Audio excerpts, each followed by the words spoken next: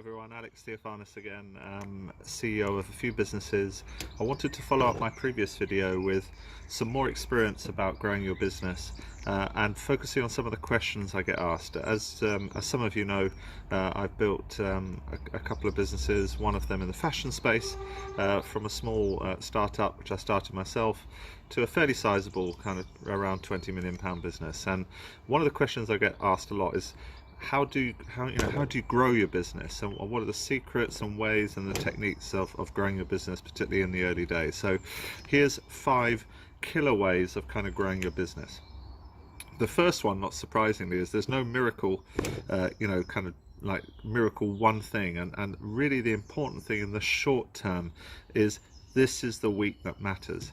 And really importantly, in the short term, you kind of establish a weekly trading meeting, typically on a Monday, where you're looking at the short term. Typically it's the week that's just passed, the week that you're in, and the week that you're about to kind of come to kind of next week. Mountain climbers use this a lot, and they kind of call it what's called the 3-foot world, which is their world just around where they're climbing this mountain.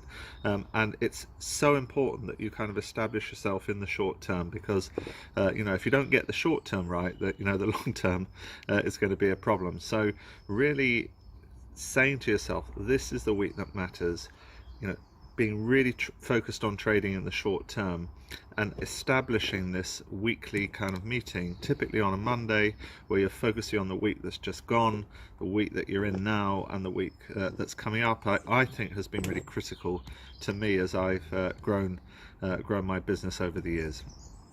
The second thing is for all you founders and early stage people, and I guess some of you more seasoned entrepreneurs, is not to give up, because there are going to be problems on the journey, and having this kind of fairly hard skin and the ability to think positive and think of solutions, I think is really, really important in the early stages of the business.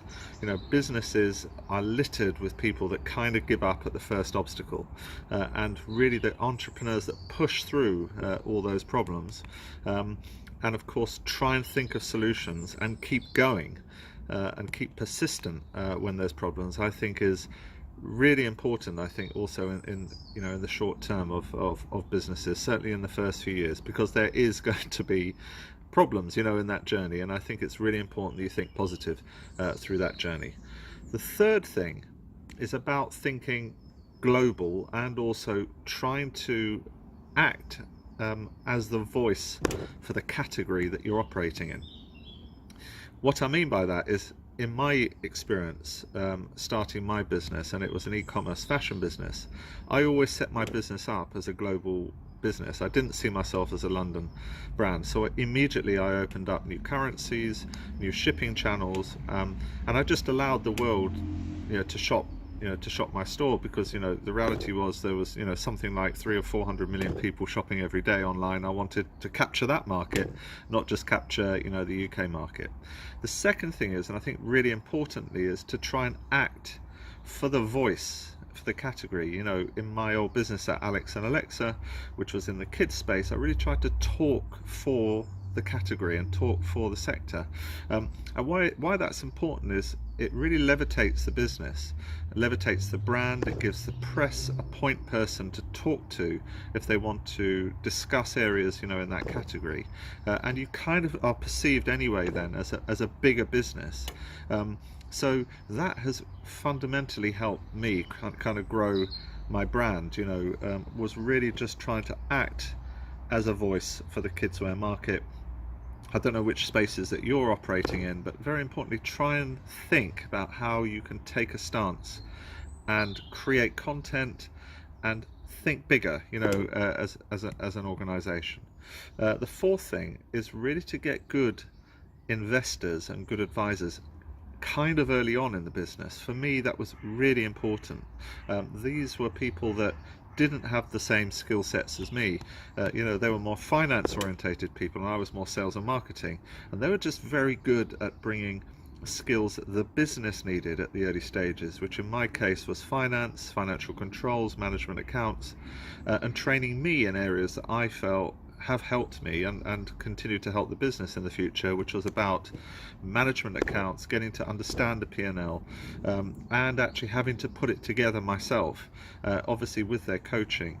But those early stage investors not only helped with me building my business, they were also a second set of eyes, and somebody that I could talk to in terms of advice.